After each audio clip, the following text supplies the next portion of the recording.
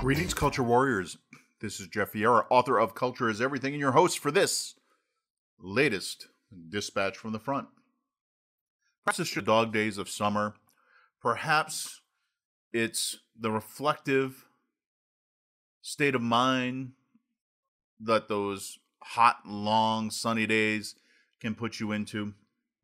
Maybe it's just the wind up for fall. But I want to speak extemporaneously to you today again, not going off any particular article or trigger. But I want to share with you something that I've noticed, one of these hidden cultural values that are out there, and the impact that it's having, not just within the business world, but within society at large, and what the implications of it are. And I'll tie this back. Most of my experience with it has been in trying to drive process improvement for Fortune 500 companies throughout my career. But the fact of the matter is this hidden value that so many companies cling to, that so many organizations, so many institutions cling to, that so many could not really function without, is something that has wide application. So although some of my examples may get fairly specific and seem kind of to stem from my rather unique background, I assure you that you'll be able to find that this applies to you, the listener, as well. That hidden value I want to talk about today is fear. Fear. It's a negative value. It's not something that people warm to the way we do some of the others that we've talked about, whether it was integrity. Who wants to claim that they don't have integrity? Nobody. Loyalty, courage, teamwork, collaboration. These are all very strong positive values. But so much of what goes on in the business world, especially today, so much of what is going on in society right now is driven by another value, a negative value known as fear. And while people generally will not cop to being afraid, when people act in completely irrational and counterproductive ways in response to a certain stimuli, real or imagined, well, then that's when you know that they're really embracing the value of fear. There are many great people down through the ages here within the quality and process improvement professions that have addressed this notion of fear. Because for the work that we do, which is to help people to improve their processes, to do what they do better than they've done it in the past, requires change. And the number one issue with getting people to embrace change is that they fear change. In fact, one of the judo tricks that we're taught early on as people who drive change in organizations is to use fear to our advantage. So if you are afraid of being bit by a dog, we point to the bear that's stalking you. A bigger fear can help fear work to our advantage. Now, there's always a downside to that. Fear is a negative emotion. You can't have lasting fear responses. I think we're seeing this after these long months of lockdown and this relentless barrage of trying to scare us in order to maintain control over us that so many governments are taking part in today. You simply cannot maintain that attitude of fear for long periods of time. We're not built that way. You start to break down. We see this in the animal kingdom. There have been animals who have been studied which have a hyper aggressive fear response. They're afraid of everything. And what we find is that fear makes them overly aggressive, constantly aggressive. They can't relax. It shows up in the human kingdom in the form of hypervigilance. We're worried about the next threat to come. And so we get into this tunnel-minded view of always focusing on the next threat to us. And that really does prevent you from living your life in a way that will make you happy. We talked about happiness on a couple of these podcasts and the importance of being able to be happy. In fact, that happiness is actually enshrined in the founding documents of the United States of America. We very much value the pursuit of happiness. No one can guarantee happiness. Life doesn't work like that. Although some people will suck a year and try. But what we can do is do everything we can to enable people to pursue their own happiness. That's the condition that we call liberty. You are free to do whatever you think is going to make you happy in very large measure, so long as it does not remove the opportunity to do the same for your fellow citizens. In fact, that's one way of looking at the definition of a right versus, say, a privilege. Is that a right is something that you can exercise without simultaneously removing that ability from others. So if I am able to use my right of free speech to say something, that doesn't prevent you from saying even the opposite thing. We both have the same right to free speech. That's a fact that's being rather lost in society these days. But the fact of the matter is, regardless of what the would-be tyrants will tell you, speech is not violence. Speaking your mind doesn't cause harm. They always want to use the example of yelling fire in a crowded theater, as though that were the use of free speech. As though that typified it, and that as long as you allow people to yell fire in a crowded theater, and the fact of the matter is anyone can, at any time, if they choose to do so, including people who think that the theater is on fire, and through no fault of their own, it's not. Perhaps they saw smoke from the projector filtering down through the light.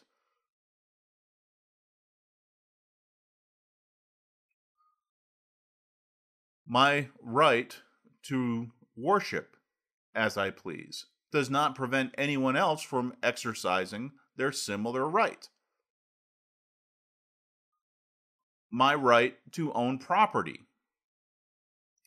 While a specific piece of property can only be owned, say, by an individual, or perhaps a group of individuals in concert, my right to own property in general does not take away anyone else's right to own property.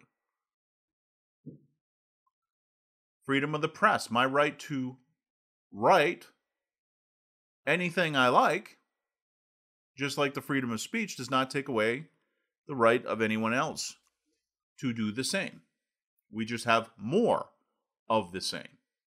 I write my little pamphlet, you write your little pamphlet in response. In fact, that was how the Constitution of the United States was argued out in public during the debate on the Constitution.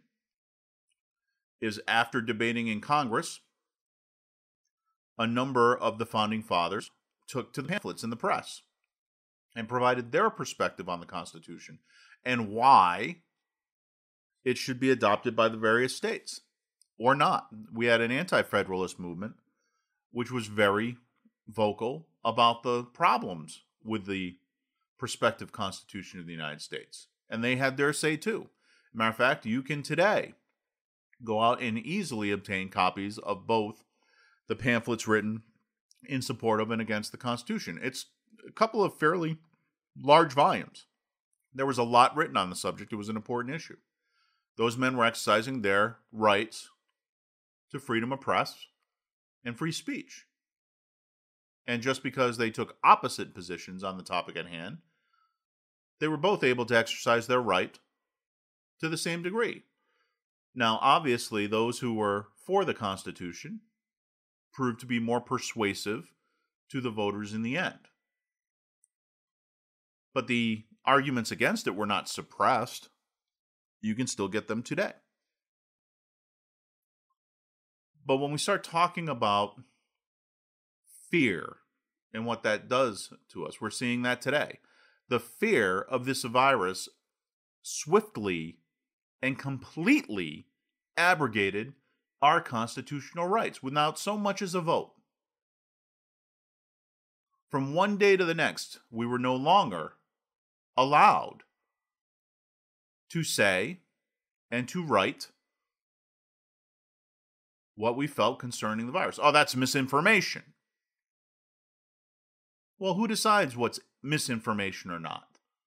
Especially when the side claiming misinformation was almost always the side that had the facts, the objective facts, the reality, wrong. But fear was used in large measure and to good effect to suppress the ability of people to speak, to worship, to write, and even to assemble. One of the constitutional guarantees we have in this United States of America is that we may peaceably assemble. Notice how different that is than what the rioters and looters were doing. It doesn't say we have the right to burn down somebody else's business or home. It doesn't say we have the right to throw bricks through the glass windows on their property, thereby taking away their right to that property, forcing them to have to pay for repairs.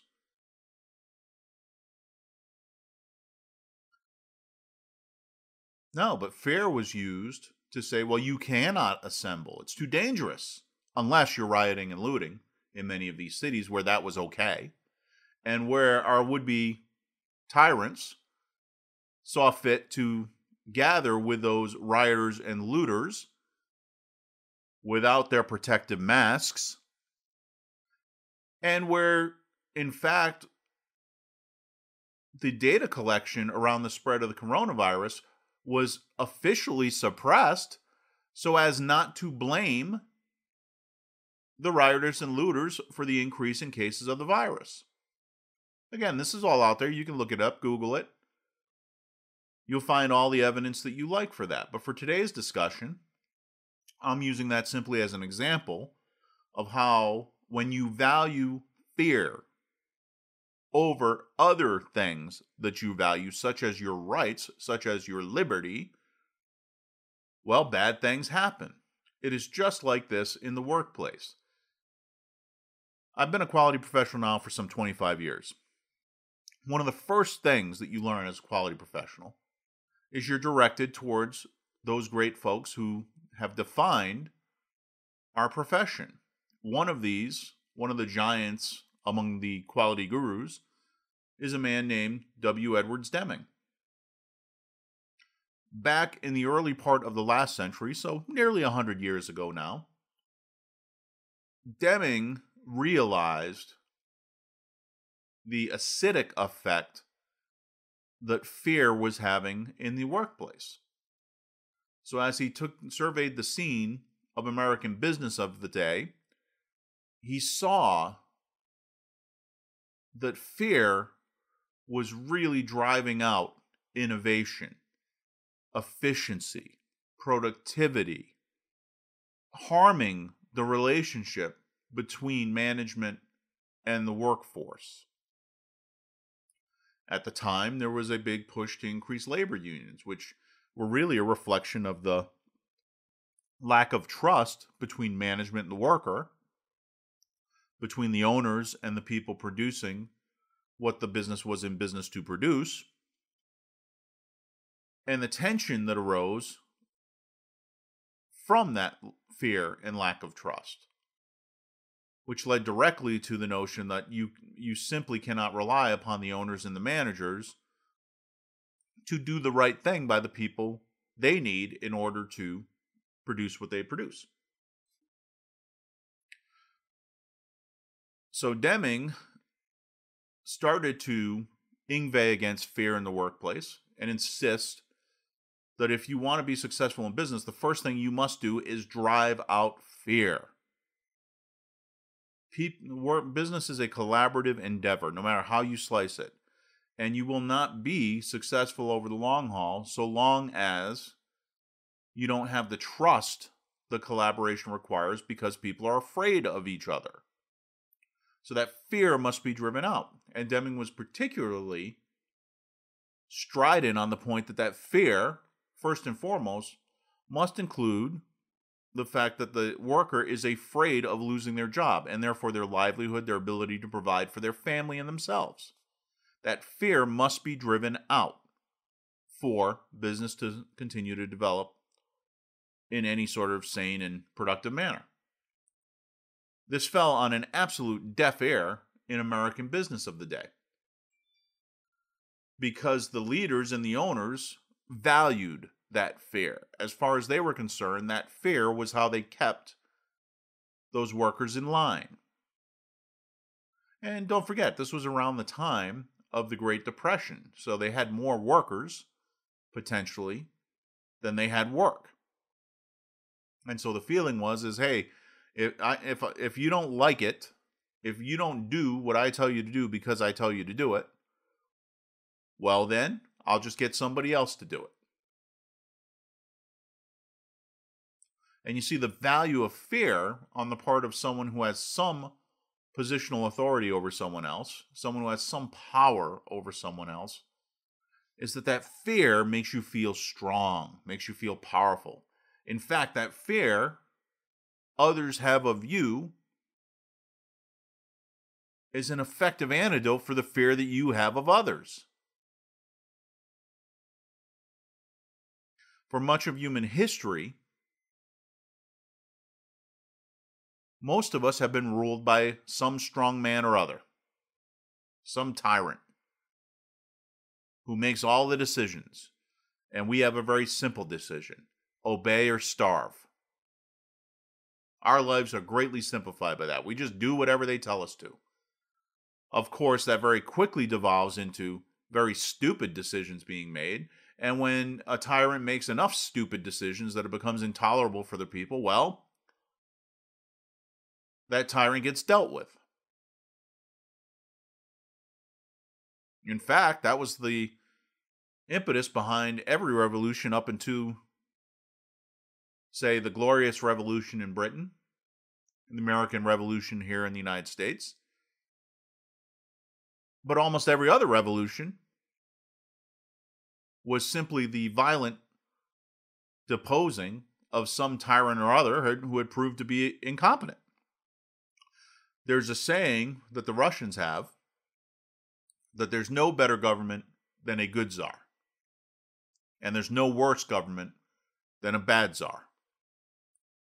Of course, bad czars are far more common than good czars in history, and thus the plight of the people. So Deming actually had to take his show on the road.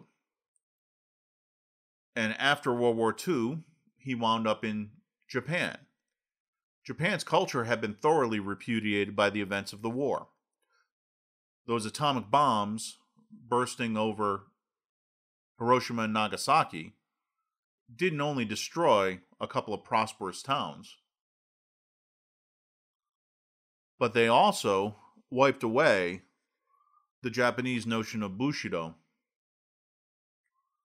which had really reigned in the military government of Tojo. The emperor, Hirohito, had been reduced to little more than a puppet by the time World War II broke out. But the military defeat of Japan, which could not be denied, was so obvious to the world and to the Japanese people, most importantly themselves, led the entire nation to question its culture, which had brought them so much misery, so much shame. They were ready for a change. And here comes an American manager of some vision and insight who swept into Japan shortly after Douglas MacArthur did and promised a new way forward. And the first thing that Deming told the Japanese, whose culture had run on fear for centuries upon centuries, that they needed to drive out fear. And such were the wounds of World War II, so deeply and so recently felt, that a number of Japanese companies listened and began to do just that. The rebuilding of Japan largely came from the recognition that the business culture had to stop relying on fear, specifically the fear of losing your job, as a primary motivation. Now that fear was replaced in large part by a greater emphasis on loyalty to your company. In Japanese terms, those companies still, and to this day, are still fairly patriarchal in nature, where the leader of the company is viewed almost as a father figure, a good czar, if you will. But where those leaders themselves have been taught to show great restraint in terms of the decisions that they make, so as not to create that creeping fear which ultimately destroys. So a lot of what we do in the quality movement, certainly what has evolved into what is known as the Toyota production system, or lean management, lean thinking, stems from that first step of saying, look, you must tell the employees, if you want them to truly improve anything, you must tell them you will not lose your job for making the company better. So if you find a way of doing things which is more efficient, requires less people to do it, we're not going to lay you or your friends off as a consequence of that. We'll simply shift to something else that's useful for the company to do. I don't want to overstate it and make it seem as though that notion was easy to adopt or that it was completely perfectly adopted everywhere. Just that radical notion set the stage for the success and the renaissance of Japan's economy and business community.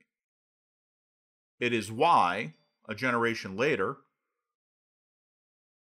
Americans who had been on top of the world following the victory in World War II suddenly found themselves getting beat by what their vanquished enemy was now producing. It was an astonishing turn of events in so short a time. And a big part of that reason was because Japan so adeptly changed their culture. And why not? The last few years of that war saw the Japanese people suffer nothing but fear, nothing but dread. There's nothing positive to look forward to. Any society which has to take the flower of their male youth and strap them into aircraft to launch themselves at aircraft carriers to their demise, well, it doesn't take much for that society to realize that they need a change, that cannot go on. It's a terrible thing. A similar sequence of events led to World War II igniting in the first place, in that the British and the English had found the World War I experience so devastating in terms of losing a generation of their manhood to those trenches. The endless drumbeat of hearing the boy who used to work down at the general store as a clerk, who was just 19 years old, met his fate at the Battle of Ypres, for example. If you go through the villages in England, you'll see that just about every one has a monument to the dead of World War I. And on a number of these monuments, you can find the names inscribed, and they're fairly lengthy lists of names. Very few families were untouched by that war. And as bad as the British had it in terms of casualties, the French had it much worse. It was fought in their backyard. They lost a lot of men. And so they didn't relish the opportunity to get back to war with Germany when Hitler rose to power and started rattling his sabers and violating the treaty that Germany had agreed to at the end of that war, the Versailles Treaty. They were in no rush, even though it was a much smaller task to take on the Nazis at that point than it would become in 1940. They were too horrified and afraid by what they had experienced in the last war to commit to another before all potential options were exhausted to avoid it.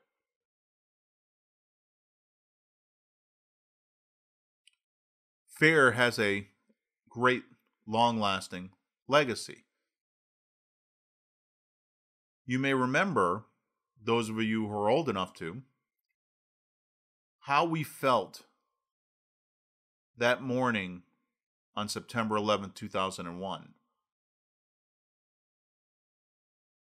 When the first plane hit the towers, you could believe it was an accident. When you saw the second plane hit, we knew it wasn't. What we didn't know was what else was going to happen. And so, while we were all justifiably angry at what those monsters did on that day,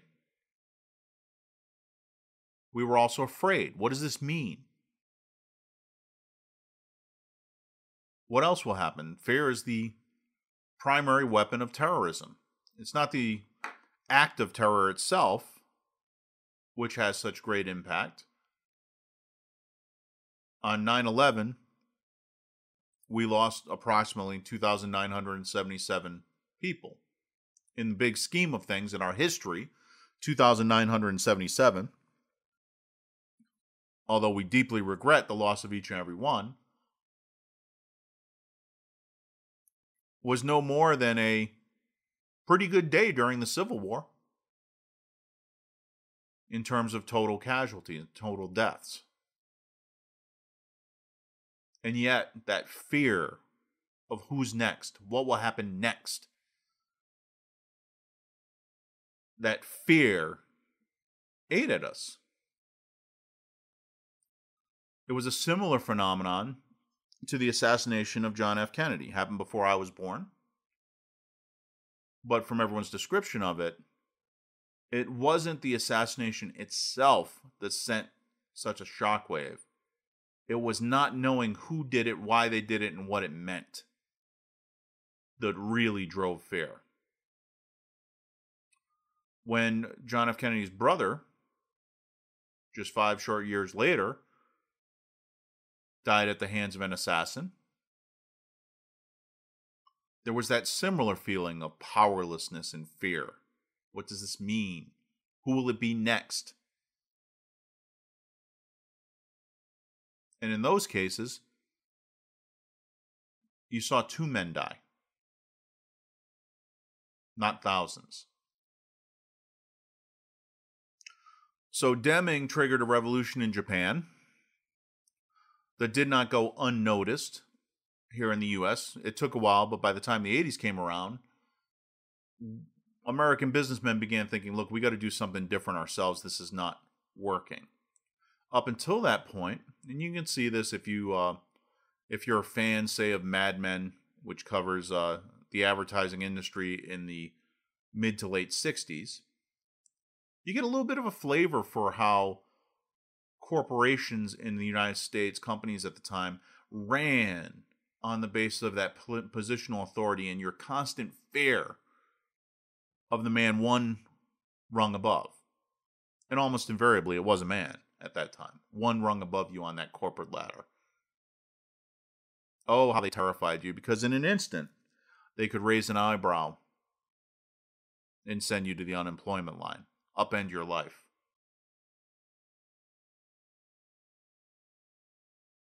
So as quality and lean and Six Sigma and other initiatives took off in the 80s and 90s,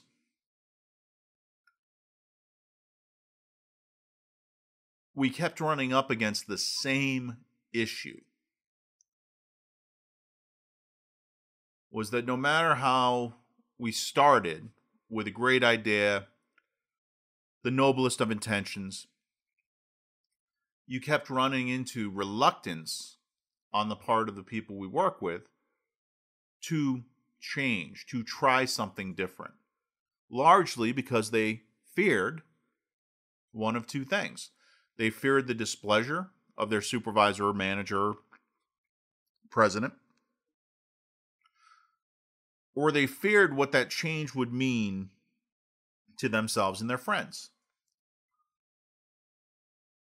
Tell an interesting story from that time. There was a strike at Chrysler, car company here in the U.S. And that strike shut down the production at Chrysler for an extended period of time.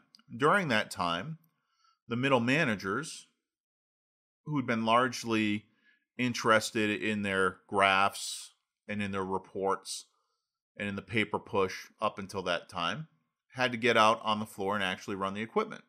And they did so successfully. They kept the production line going. They kept cars rolling off the line. They kept the company making money.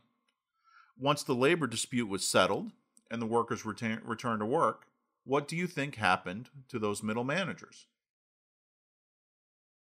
Well, they got rid of them. Why did they get rid of them? Because they realized that while they were producing cars, well, all that work that was going on, pushing the paper from one desk to another, didn't get done, and it turned out there wasn't a big negative consequence of it not being done. So that led someone to think, well, what do we need them for? And so their reward for the loyalty to Chrysler and the willingness to jump in and keep the production line rolling, their reward was to get sent packing. Happens more than you think. I saw this myself a number of years ago. I was working on a team that was sent in to solve an important problem for the company I was working for. And so there was a number of brave souls that went over there to work on this problem. One of the guarantees we were given at the start, because we were outsiders coming in to a business that we weren't that familiar with, one of the assurances we were given was that we would be taken care of from the top leadership. Don't worry, you guys aren't going to work yourselves out of a job. You're helping us out and we're going to take care of you. So we set to work. It was a very intensive engagement. I mean, most of the work was done in the space of about 90 days.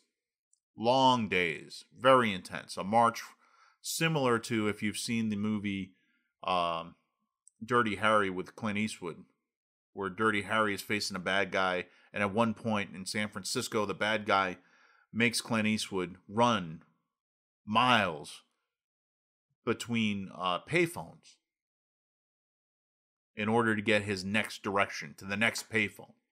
because he wanted to inflict some pain on our detective, our hero. And that's what this engagement felt like. You get one thing done, no sooner you get the next thing done, you're late for the next one. So it was very intensive effort that was really all about saving this business. And we succeeded. We saved that business. But towards the end of that engagement, something interesting happened. The top executive left for another company, the one who'd given us that assurance. Pretty soon, her direct reports likewise started to leave the company for other opportunities. To the point where those of us towards the tail end of the engagement, well, we were pretty far down the food chain and getting mighty nervous. I had a team of 12, combination of employees and contractors. And so towards the tail end of the engagement, I, like a lot of other people, could see the writing on the wall. And we had to take some amount of the time that we'd previously been using to solve problems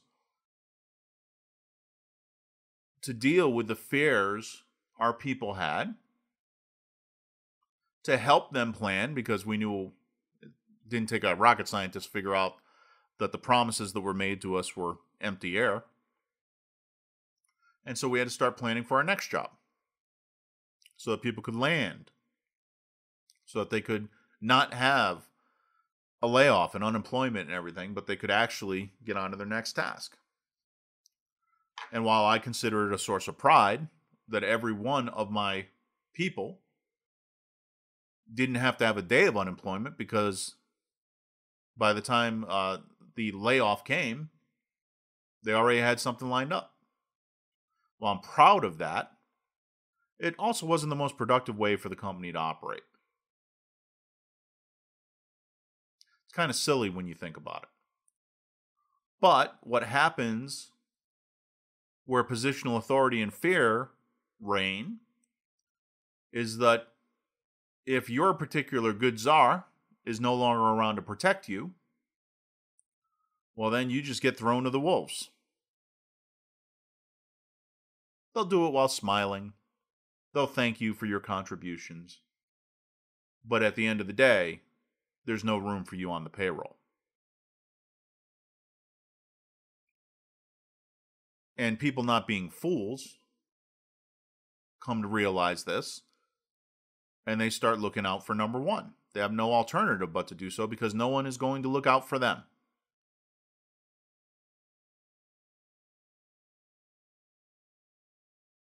How much productivity is lost because of this state of affairs? Billions and trillions, guaranteed. But it's deeply ingrained in American business culture. Every now and then you'll hear of some new innovation that tries to upend this. The most recent was probably the notion of servant leadership. It's actually been around for a long, long time. As I mentioned, it's really just another version of what Deming was trying to tell us nearly 100 years ago about driving out fear, about building trust, true loyalty. You'll see it in terms of EQ, the need to be empathetic towards subordinates, that sort of thing.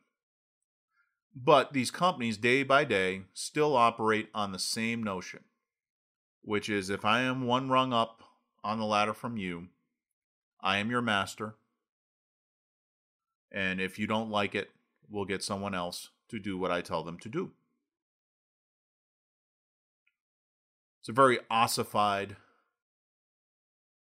structure that goes all the way back to when we were Stone Age tribes.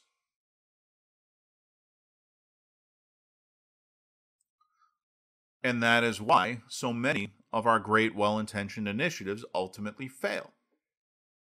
They fail to take root in the workplace. I and a number of colleagues have scratched our heads after the latest can't-miss idea failed and asked ourselves, why? Why didn't they see if we could just do this? It'd be great. And the answer was not that they were being irrational, but that they were rationally responding to the culture as it was. It is why I wrote the book Culture is Everything. That realization that we were just spinning our wheels time and again trying to reinvent the business without addressing the elephant in the room, which was that no matter what people say and how they smile and how they cheer at the end of, say, Kaizen events, where we get together and figure out ways to lean out a process, none of that ever sticks. And it never sticks because we've failed to follow the very first thing that W. Edward Deming tried to tell us. You must drive out fear.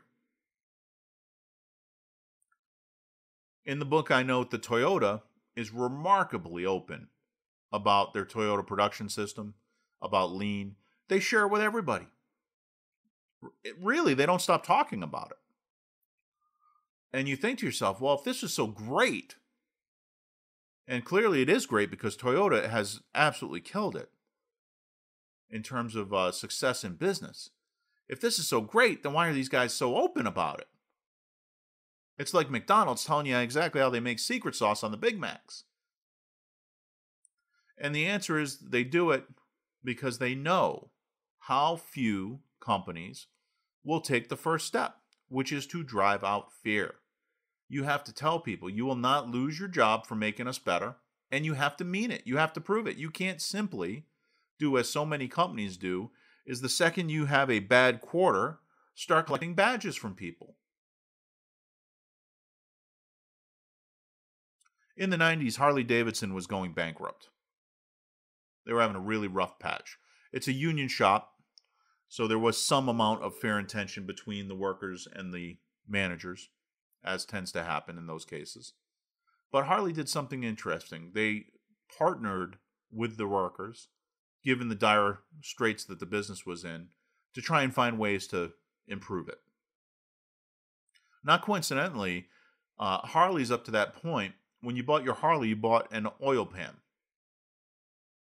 Why did you buy an oil pan? Well, because they leaked oil from the engine.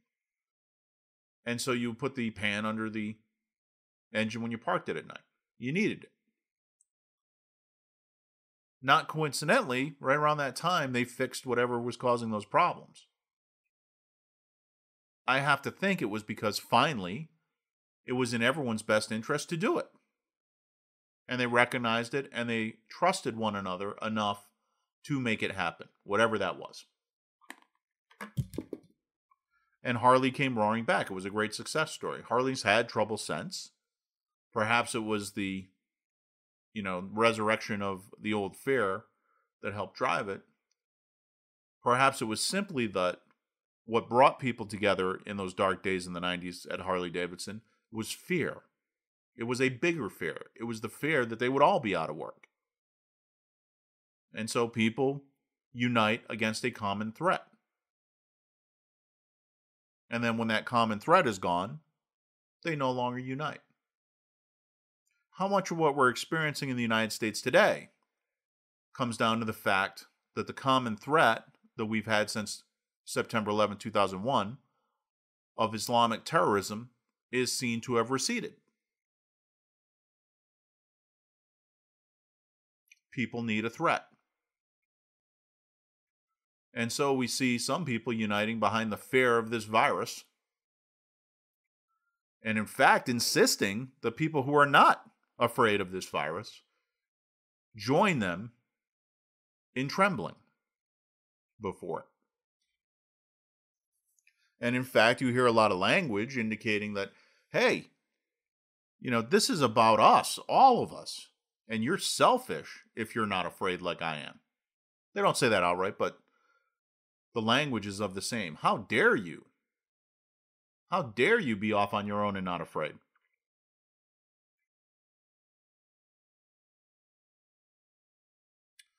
So when we look at our workplaces and we think about the things that we could accomplish together if only, if only, if only, why not start at square one and try to drive out the fear? Stop valuing fear. Stop hiring managers who have to manage by fear. This pandemic is a good test of that. because so many people, because of the greater fear of the virus, have now been allowed to work remotely, whereas before they weren't. Why weren't they? Largely because the manager cannot effectively manage by fear if you're not there in front of them to be afraid of them. They don't get the same feeling of power and exhilaration because you're not there providing constant supply of fear that they need in order to provide an antidote to their own fear of their own boss.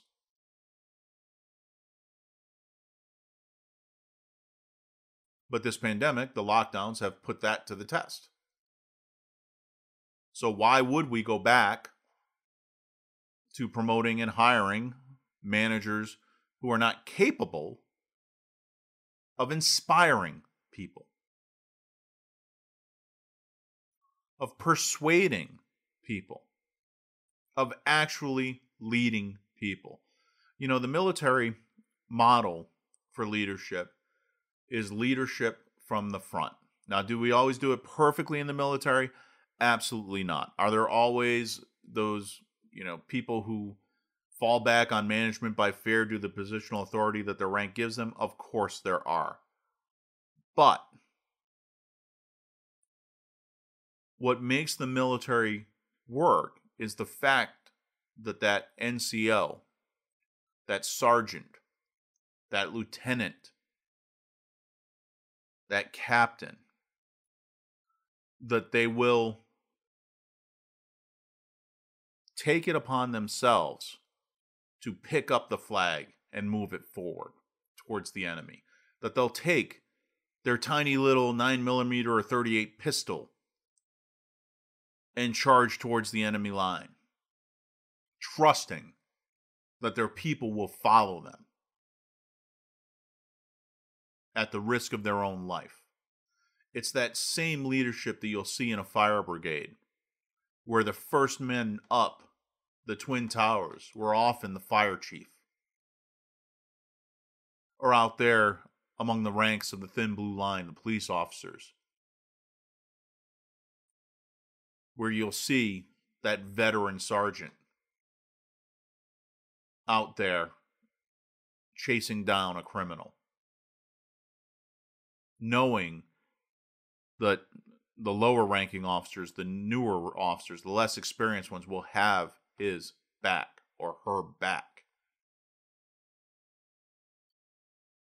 That's the leadership model that actually works,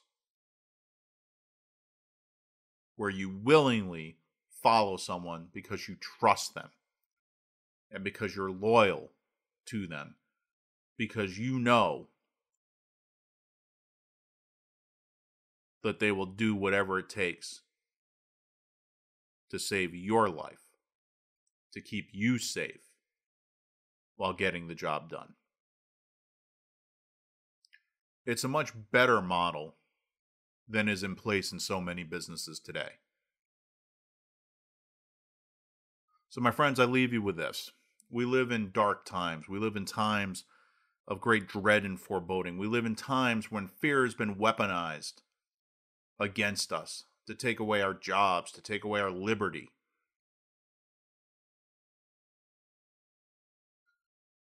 It's time to hearken back to the very first thing that God has told us in so many interactions with humanity as recorded in the Bible.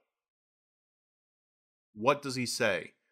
The Almighty, the Creator, when he appears before trembling shepherds, between people with the same feet of clay that you and I have, confronted with their Creator. What does he say? He says, "Be not afraid." God bless you and have a great day.